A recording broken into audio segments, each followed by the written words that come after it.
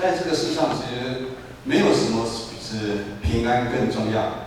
我昨天在凌晨1点多接到以前我牧的教会深耕教会有一个长者昨天凌晨1点多过世的我想平安真的非常的重要，我们一起同心来祷告。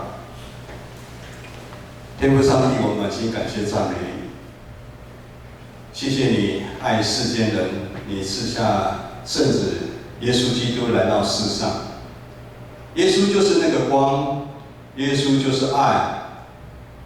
只有在爱里面，我们才不会惧怕我们生命当中许许多的黑暗，可能是我们的家庭，可能是我们的父母家人，甚至是我们的工作、我们的学业，或者是我自己我们本身的一个骄傲老我。主，唯有你的爱能够来遮掩一切的罪过，因你的话语再一次激励弟兄姐妹，让我们在每一天、每一时每刻都能与你相应。祷告祈求奉靠耶稣基督的名，阿门。教会的节期是以基督发生的事件为中心，其实也是从今天开始。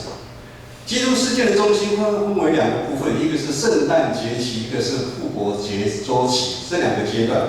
其中圣诞节期包括今天开始的代降节期，以及圣诞节期，以及主显日。在这段期间，我们每个基督徒都要欢庆，我们预备基督的来临。代降节就是圣诞节前的4个主日，我们要欢欣等待主耶稣的降生，并且期待主第2次的降临。今天是代降节第1主日，我们按照惯例，我们都会点上1根蜡烛，代表着期待跟希望，盼望上帝的光能够照到我们，让我们能够警醒，让我们的心能够唤醒。特别是在现在混乱快速的世代，我们特别需要从上帝来的光那好听的声音这个光还不是随便的光现在世上有很多的光在照着我们，但是我们特别需要有上帝的光，才能除掉我们内心的一个黑暗。今年照新眼光读经进度，有没有大家很兴奋？我不晓得大家知道，我们今年新眼光读经进度，我们读了摩西5经路加福音书讲到耶稣的诞生，使徒行传讲到圣灵教会的建立，罗马书这个使徒保罗，以及这个月要读的箴言不分大小不管你来教会多久，其实你都懂。以及我们读了诗篇1篇到30篇。我想有按照新眼光在读经的话，应该非常的开心，你有很大的收获。上帝每天都透过他的话跟你讲话。可是如果没有读完，没有跟上，或者甚至这1年当中你根本没有读经祷告，1年又过去了。我们从今天开始好不好？从今天开始，今天的经文就是这一节，今天灵修的经文就这一节，明天开始的箴言一章。这个月比较特别，是每一周主日都是已经固定好的一个经文我跟牧师只能按照这个经文来讲道，我们别无选择读圣经是每一个基督徒身为基督徒的一个权利，也是你一个义务，你一定要读。因为只有读圣经，我们才有办法建造我们信仰的一个根基。今天的经文的背景是，当以色列百姓离开旷野，进入上帝所应许给他们的迦南美地，也就是流奶与蜜之地。所以其实说实在话，没有读圣经，你真的不晓得牧师在讲什么。这个是进入迦南美地应许之地，这是一段非常美好的信仰旅程的开始。可是我们知道，整个以色列历史当中，除了大卫王跟所罗门王之外，其他的时间的王国都是非常的败坏，甚至到最后，以色列一个国家分成2个国家。上帝的百姓、上帝的子民没办法在这个世界成为光，做好的见证，却陷入黑暗的深渊当中。我们看历史有读下去说，环境虽然这样败坏到这个地步，但他们就是以色列百姓，他们还是没有反省的能力，以至于先知耶利米这样说，记载在耶利米书7章8到11节上这么说：看啊，你们就指以色列百姓，你们依靠虚荒无益的话语，你们岂可偷盗、杀害、奸淫、起假誓，向巴力烧香？随从素不认识别的神明，又来到称为我名下的殿，在我面前敬拜，说我们平安无事。而这一切都是为了要行可憎的事。以色列的百姓，他们的行为真的是很可恶，用我们现在的话很超过。他们自欺欺人也就罢了，他们连上帝也要欺骗。明明在黑暗当中，黑暗其实代表就是死亡。这个世上其实只有2条路，一条是黑暗，一条就是光明。其实没有第3条路，也没有灰暗地带。他们在死亡的路上，他们还说平安平安。当耶利米先知跟他讲说你们要怎么样怎么样的时候，很多假先知说放心，我们是上帝的子民，我们绝对国家绝对一定会存在，绝对不会被掳的。当我们离开上帝的光越来越远，就代表我们向黑暗越来越近。当我们习惯将一切发生不合理的事当作眼不见为净就好。就像我们的邻居香港发生的事情，如果没有那些年轻人，大家眼不见为净，或者是在我们20-30年前，我们台湾发生很多事情，很多民主的他们眼不见为净，大家眼不见为净的时候，这个现在就好像温水青蛙一样，到时候国家怎么灭亡都不知道。耶利米书32章24节说：看啊，敌人已经来到，用土堆攻取这城，这城已经刀剑见荒瘟疫，被交在攻城的加勒底人手中。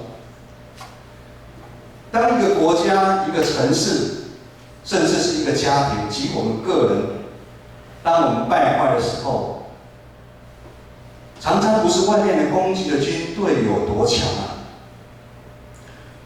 大家如果有看香港的消息，他们这次的普选出来选举的人有70%多，对比往年都在50%以下，也就是说，大家其实是很冷感的。等到发生事情，其实大家才意识到，意识到，常常是我们自己内部家庭里面自己先起了问题，然后才怪到外面去。我们自己教会里面发生了纷争，我们自己弟兄姐妹有纷争，以至于有外面有魔鬼，他就有一个缝隙可以见缝插针。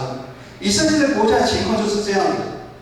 当以色列在大卫王以后的王，他们都不敬畏上帝，他们都行耶和华眼中看为恶的事情。上帝的审判自然就临到以色列的百姓，将他们交给敌人。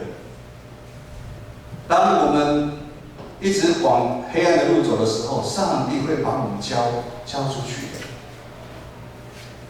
被掳的以色列这个国家，他们未来还有盼望吗？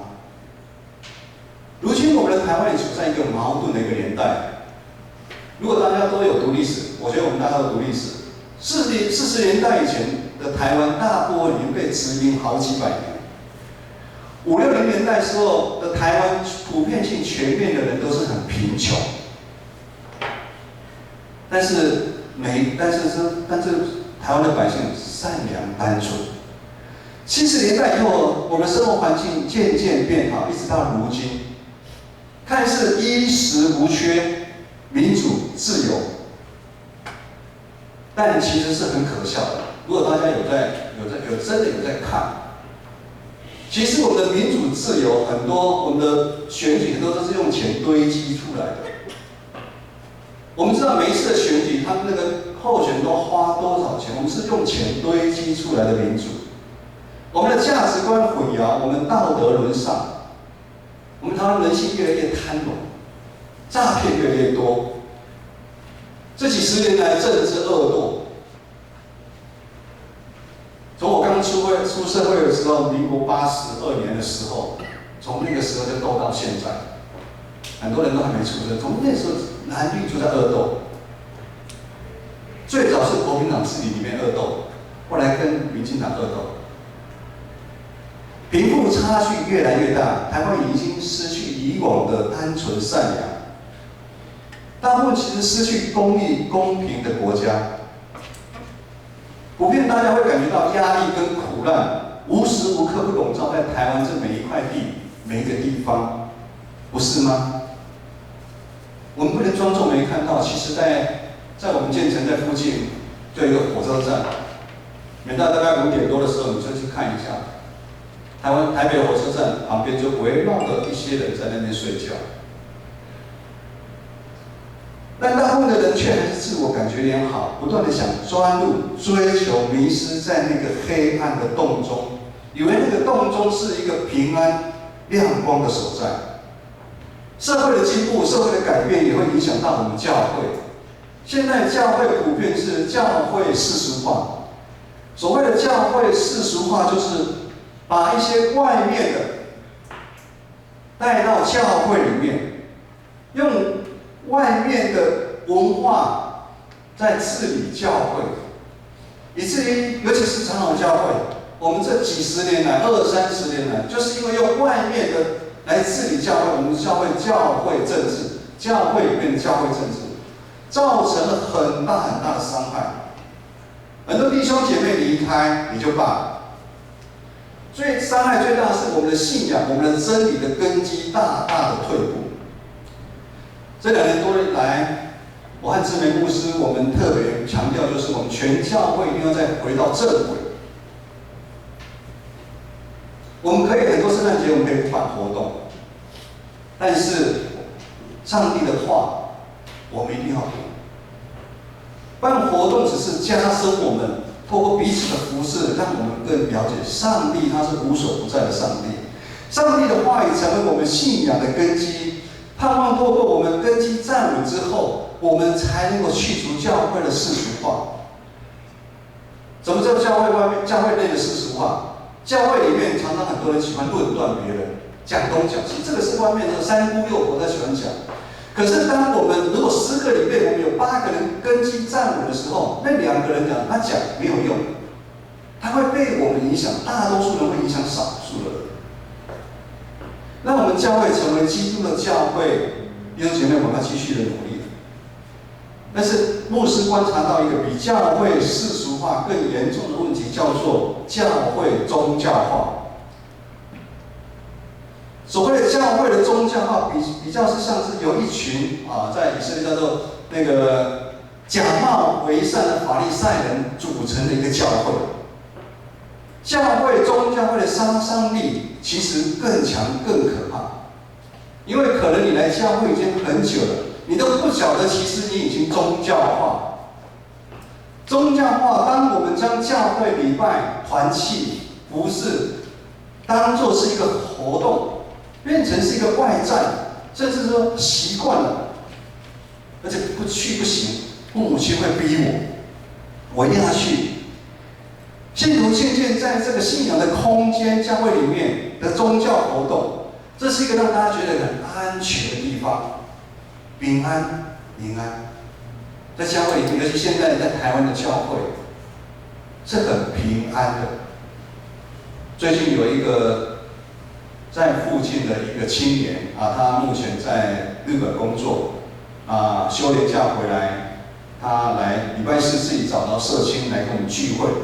他是在之前在上海工作的时候，他受洗的。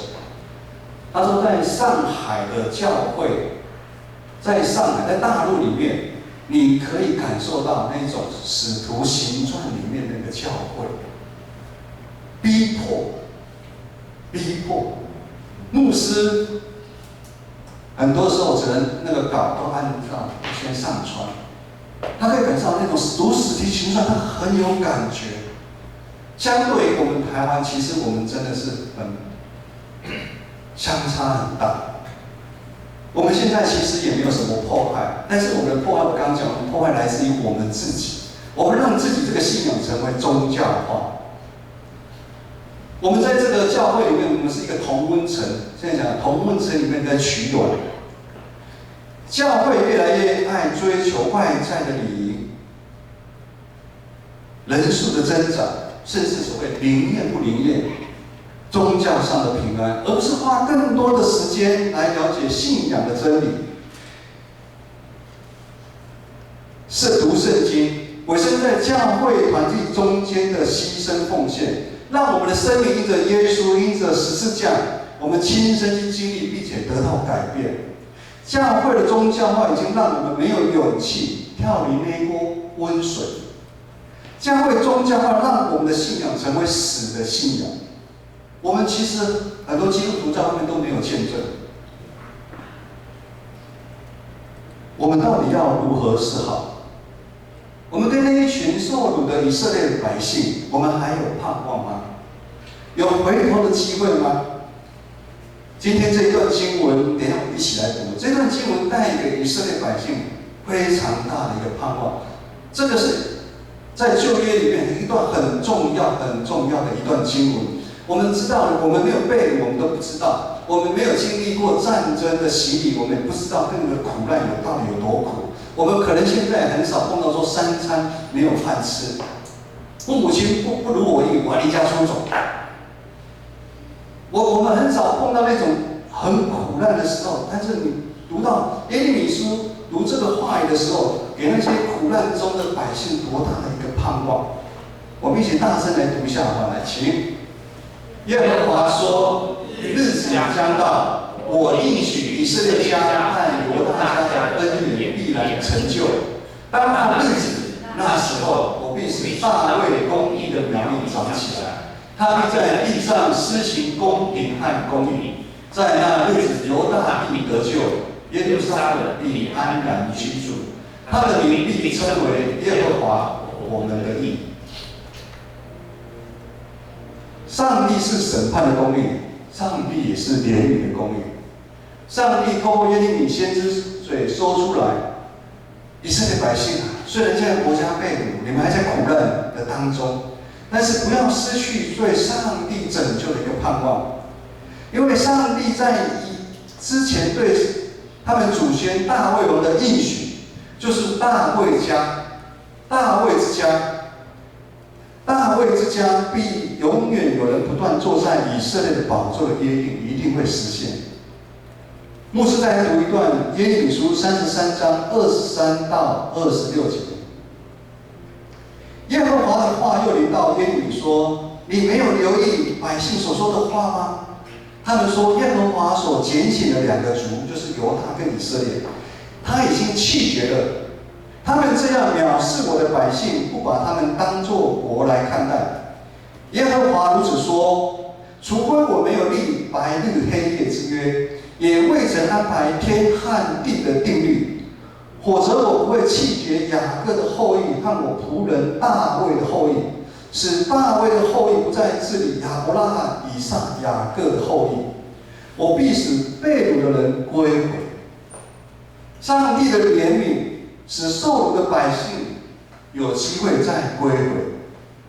我们也是一样，感谢主，他所创造的天跟地现在依然存在，这世界的白天跟夜晚也依然还存在。上帝持守对大卫家的约定，从大卫王出生的君王，要在未来再一次带来公义跟和平。这是一个弥赛亚的一个预言。这个大功要消除地上所有的黑暗，让黑暗变成什么？光明。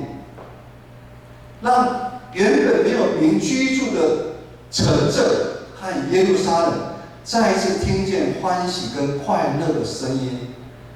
这个不是也是我们现在都在苦难的当中，我们很想有欢乐快乐吗？我不晓得是不是有你的家庭已经吵吵闹闹很久没有欢喜跟快乐呢？那原本荒芜无牲畜之地，必再有牧人的羊场，可让羊群安心躺卧在那里。你是否可以很安心平安的睡个觉。这个应许和谐的平安的画面，让以色列的百姓很有盼望。他们持守这个愿望，在他们被掳70年之后，他们归回了。这个耶利米先知所预言的弥赛亚，今天已经来了，就是耶稣基督，上帝的儿子。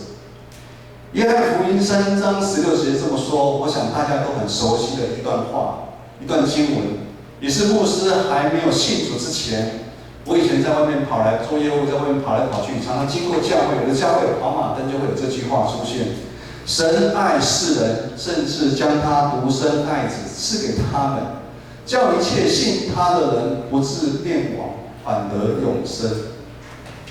耶稣基督就是我们在黑暗中的亮光，是我们世间人期待已久的弥赛亚。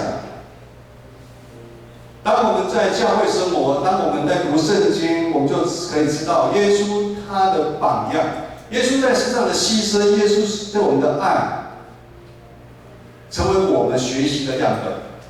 神就是爱，有爱的地方就有神，有爱的地方就有光。只有光，只有爱，可以除去一切的黑暗。也只有光，当教会有真正的光的时候，才能除去教会的世俗化所带来的纷争，帮助我们在教会里面分辨分党结派、争权夺利、骄傲、互相比较，是属于世界上我们不能去做。这个光也帮助我们委身服侍，在教会里面彼此相爱、牺牲奉献。是属于教会里面我们要努力去打拼的。当信徒长久以来对真理没有认识，对圣经不去读，他就害怕。当信仰软弱一出现之后，就陷入教会宗教化里面。但只要我们愿意打开我们的心门，让上帝的光照进来，圣灵的力量会带领我们除去我们在信仰上面的宗教化。宗教化就是好像一个偶像一样，你的信仰，你是信那个偶像，你信那个宗教，帮助每一个人有盼望、勇气，将我们生命中的黑暗除去，寻找到从上帝而来的平安。上个月我们在读罗马书8章35节之后的一段话，我想这一段话常常激励了保罗。保罗在宣教旅程当中遭遇的史无前例的一个困难。保罗这么说：谁能使我们与基督的爱隔绝呢？难道是患难、是困苦、是逼迫、是饥饿、是赤身肉体吗？是危险吗？是刀剑吗？我们知道都不是，因为我深信。我也期望我们弟兄姐妹，在你遭遇困难的时候，你可以看保罗这样说：我深信。这是一个你对你这个信仰的告白。教会弟兄姐妹常常遭遇到很大的困难，但是我们要深信，无论是死是生，是天使是掌权是有人的，是现在的事是将来的事，是高处是低处的，是别的受造之物都不能叫你爱上帝的爱隔绝啊！我们跟上帝，我们在上帝上里面的爱不会被隔绝的。弟兄姐妹，今天是代向第一主日。我们要预备我们的心，调整我们成为义的器皿。在12月讲到，我跟志门部长，我们要成为义的器皿。我们要知道，我们是一个上帝疼爱的一个子民啊。我们是要预备我们成为圣洁的基督徒的一个身份，来迎接我们的主耶稣基督。你不要浑浑噩噩来迎接。我们在外面，你在迎接老板的时候。迎接客户的时候，你要浑浑噩噩吗？在我们在上班的时候，你好，你好，你觉得客户会跟你买吗？不会。你是不是很有精神在迎接很多的东西？可是当我们在迎接主耶稣的时候，我们更要预备好，我们要预备好我们自己，来迎接主耶稣基督的降临。各位弟兄姐妹，目前在教会。我们到底是遇到什么样的难题？让我们一样还是陷入在黑暗当中，不敢来救耶稣这个大光？是我们的骄傲吗？是我们怕在教会里面有服侍吗？还是我们小信？昨天召开年度施工研讨会，从早上10点召开到4点，弟兄姐妹很辛苦，长子同工团契。在这个当中，我们数算2019的恩典。其实我们今年的总预算毕业年度总预算500多万，可是我们在11月份的时候我们就达成了超标了。我们上个礼拜的感恩节庆有26万，超过去年1万。牧师不是在看数字，我想每个人的心，你不管里面，大家等一下看，里面有10块的、50块小朋友，那个都代表他的心啊。我们小信吗？还是我们怕牺牲，我们怕奉献？还是一样，世界上有很多的让你挂虑的事情，钱财的迷惑，还是其他的私欲进入到你的心，遮盖了你。如果我们一直没办法跨越宗教的鸿沟，离开自己安全的范围，我们就没办法真正经历到信仰的甘甜了。上个月我们都知道，浸会长老的婆婆已经发出病危通知。当天我跟牧师很大的感动，我们都一定要下去，因为我们知道，当羊群需要的，他们也很需要牧羊人。在第一堂浸会长老有讲，其实那天他崩溃，他没办法接受。医师说手术失败，医生说这个手术很简单，心导管现在其实成功的几率很高。可在过程当中，他们从之以往他们的信仰，让他们撑住，以至于医生说他目前能够站起来是一个奇迹，离开加护病房。各位弟兄姐妹，我们要离开我们的舒适安全范围，我们才能经历真正的信仰的甘甜，经历主耶稣为我们降生，并且为我们钉在十字架那个无限恩典。否则你会觉得这个恩典白白得来不算什么啊。你的信仰不能够只是宗教而已，黑暗是没办法自己消失的，除非我们愿意来救耶稣这个光。我们教会超过70岁的长辈有1/3，有53位。弟兄姐妹，你有没有想过，如果现在我们让主耶稣接走，你想留下什么给你的后代？牧师不要讲这种事情啊，被主耶稣接走。弟兄姐妹，我们不是期待耶稣来吗？期待耶稣来就是让他接走啊。35岁的歌星大家都知道被接走。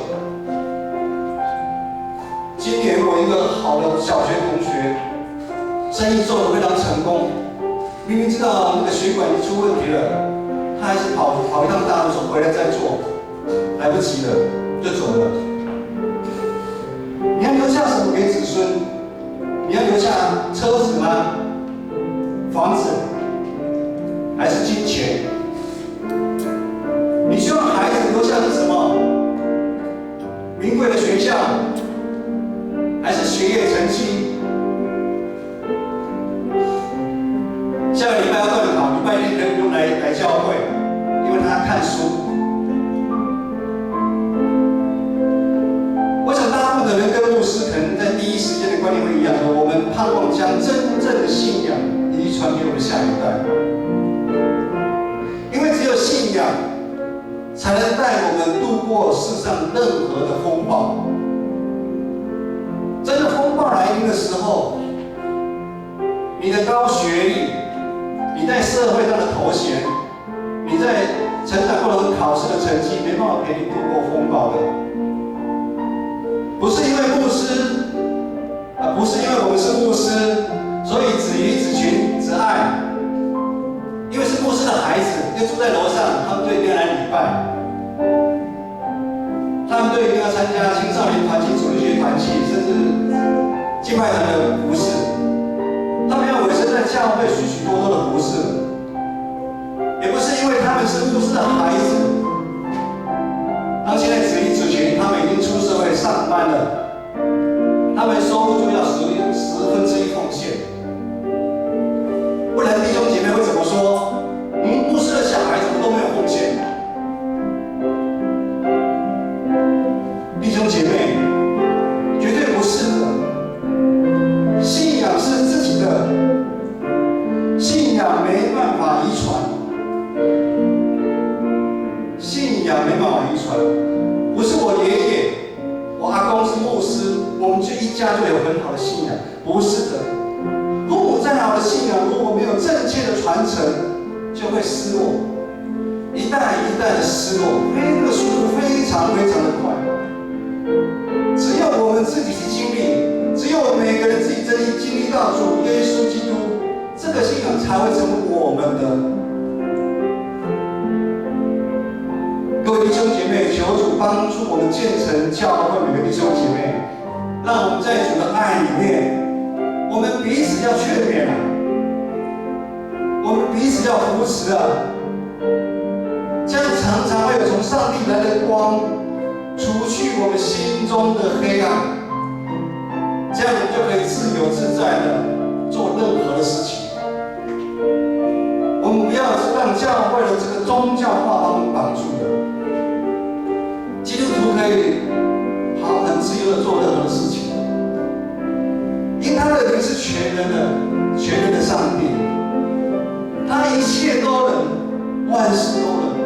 我们信的神什么都能，你一定要信到底啊，像保罗一样信到底啊，没有什么可以让我们跟上帝的爱隔绝的。弟兄姐妹，我们一起站立来唱这一首。